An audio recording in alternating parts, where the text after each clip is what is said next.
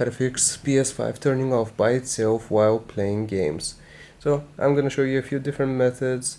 The one that is going to work the most is here. You just want to go into the settings and then you will go into system. Click on system and then we want to navigate to HDMI.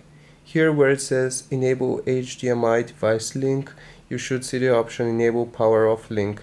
You can try turning this off or enabling this HDMI device link altogether, so you can turn this off as well and see if that fixes it for you.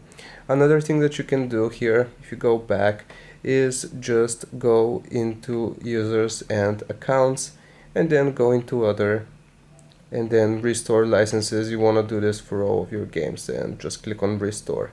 If it still doesn't work, the last thing that you can do is just go back here, go into the settings, then you want to go into save data and game app settings, then go into game presets and make sure that the performance mode or resolution mode here is set to performance mode.